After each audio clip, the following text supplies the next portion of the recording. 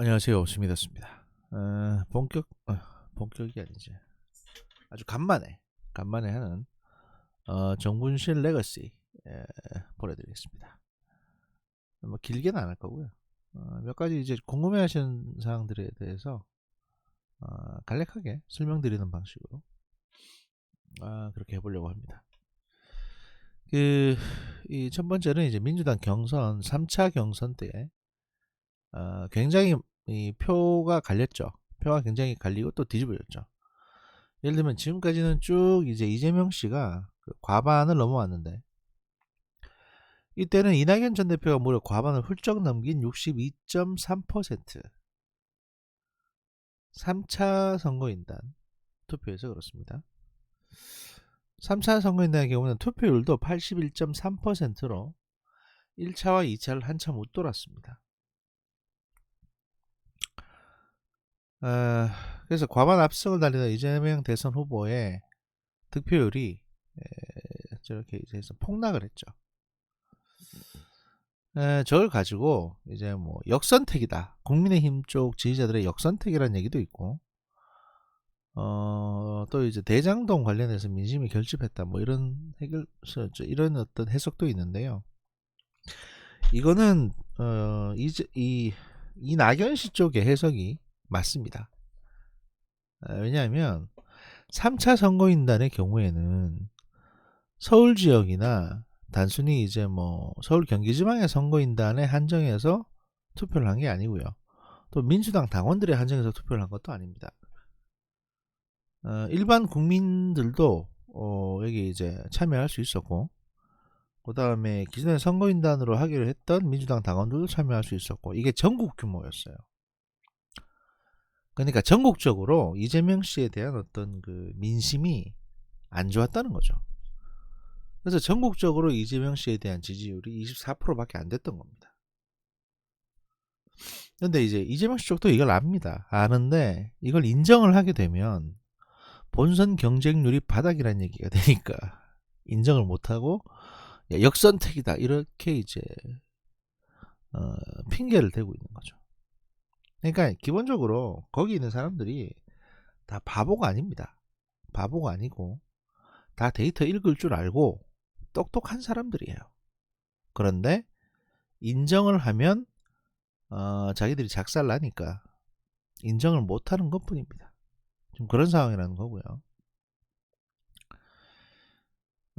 그래서 사실은 이게 이제 가처분 소송까지 갈 수도 있는 상황입니다. 왜냐하면 이 지금 이제 이건 뭐 자료는 여러 가지 많으니까 여러분이 나중에 이걸 찾아보시면 되고, 저는 그냥 간략하게만 설명드릴게요.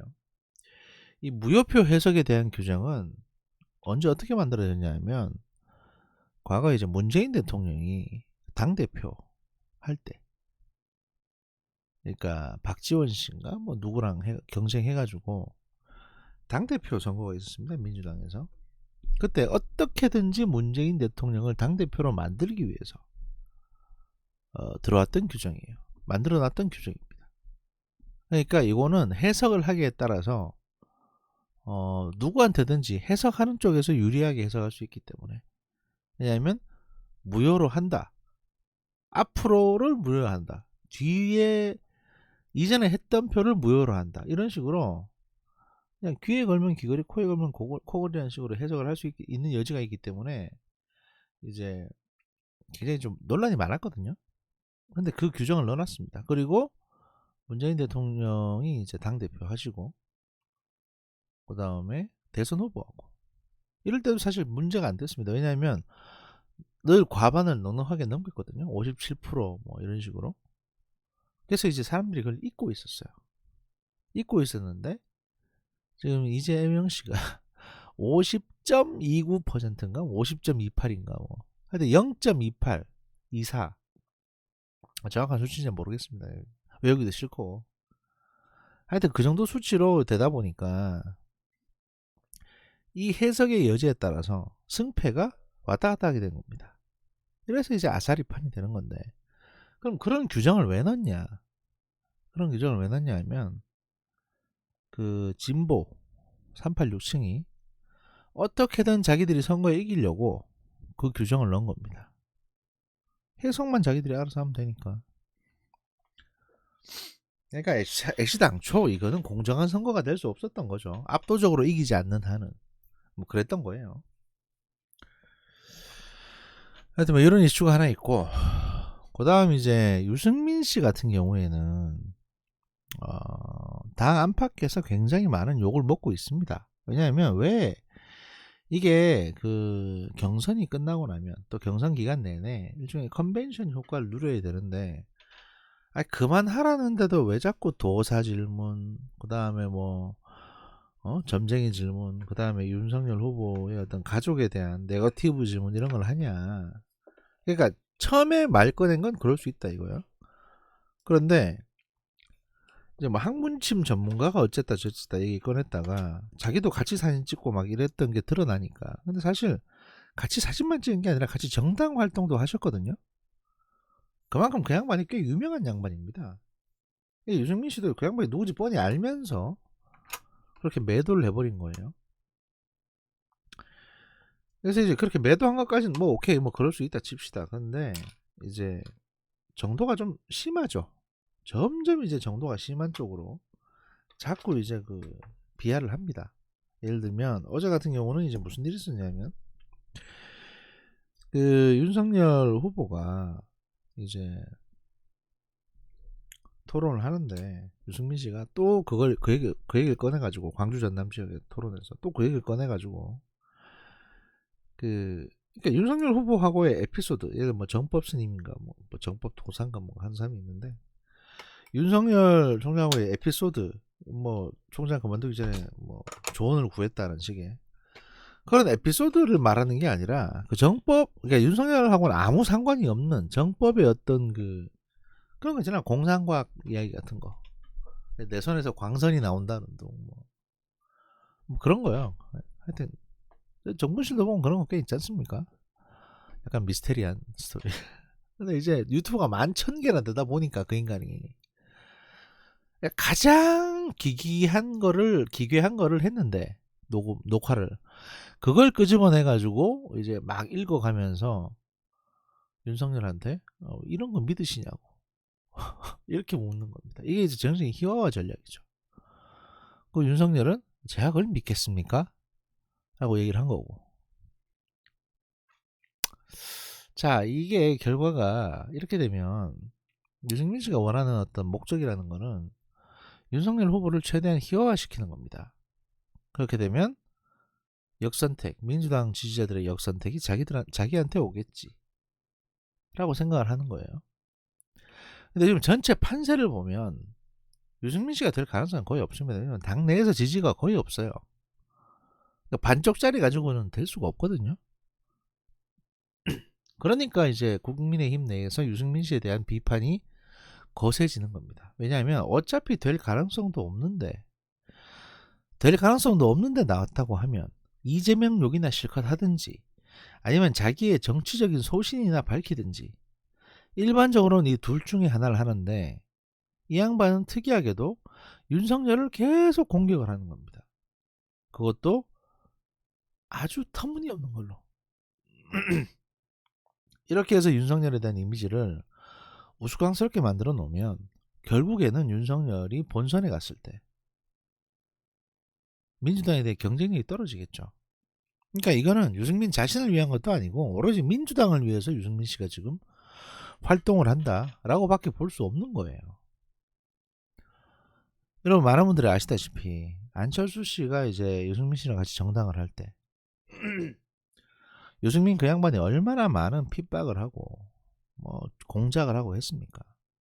그리고 유승민 씨의 그 정치적인 지금 나와 있는 공약들을 쭉 보시면 대부분 다 반여성주의 공약입니다. 저도 뭐 사실 그렇게 티나게 내가 페미니스트네 뭐 이렇게 하고 다니는 사람은 아닌데 정도가 굉장히 심합니다. 예를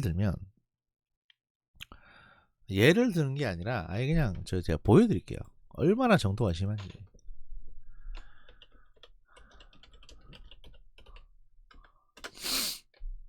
20대 대선 공약, 유승민 씨의 20대 대선 공약을 봅시다. 젠더 정책을 봅시다. 여성가족부 폐지, 성별할당제 폐지, 국방의 의무 공동분담, 동일 업무 동일 기준. 이거 빡세게 한다는 거죠. 남녀 차별 안 하고.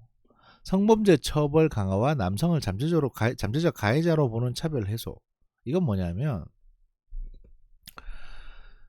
그 이게 뭐냐면 지하철에서 만약에 누가 성추행을 해요. 그래서 그걸 잡았어요. 고소를 했어.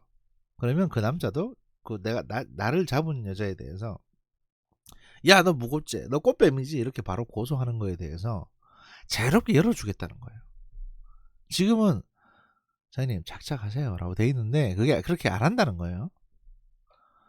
근데 이거에만 그치면 그러려니 합니다. 근데 여기 보시면 여가부 폐지하고 그 예산을 다 걷어들여서 라고 돼 있죠. 그리고 타부처 사업과 중복되는 예산은 의무 복무를 마친 청년들을 위한 한국형 GI 비일 제도 도입에 사용. 그러니까 여성 관련 예산을 다 빼가지고 남성한테 주겠다는 겁니다. 그리고 안보경황이라고 돼 있는 거, 한국형 GI 비일, 이게 전부 다 남자 젊은 청년층에게 이제 해당하는 건데 남성층에게, 민간주택청에게 5점 가점 부여 남자에게만, 공공임대주택 분양에 가점 부여 남자한테만, 주택자금 1억원 한도 무이자 융자 남자한테만, 기숙사 하숙자치 고시원 등 주거비용 지원 남자한테만, 대학 학자금 무이자 융자 남자한테만, 대학 장학금 지급 시 우대 권장 남자한테만,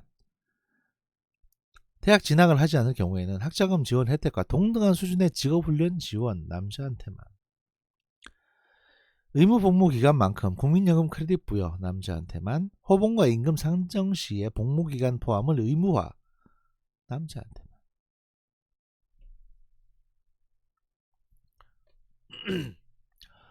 군 복지 개혁, 군 장병 대상으로 민간병원 원격으로 도입. 이게 대부분 다 이것도 남자한테만 해당되는 거죠.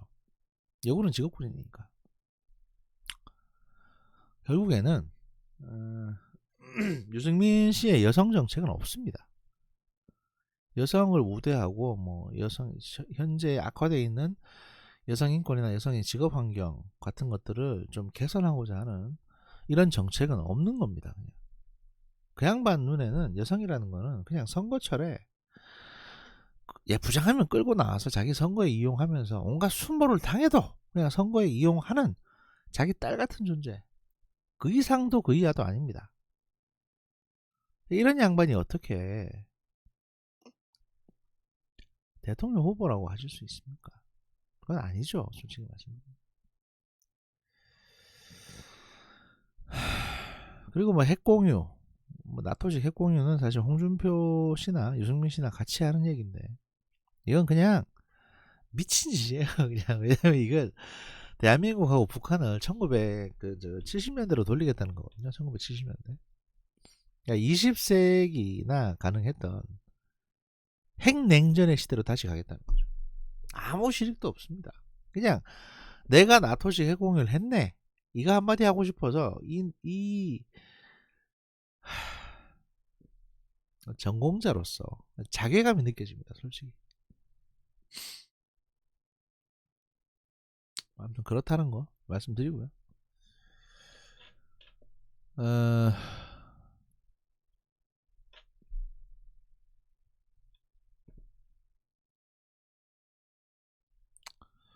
뭐 앞에 간단한 얘기 몇 가지 드렸고, 저기 트위터 보시는 분들은 아실 텐데 한국이 지금 북한의 핵무기에 대해서 억지력을 갖췄습니다. 이제 그 어마어마하게 무거운 탄두를 싣고 성층권까지 올라갔다가 수직으로 내려 꽂히는 재래식 탄도미사일, 전술 핵무기만큼의 위력을 냅니다.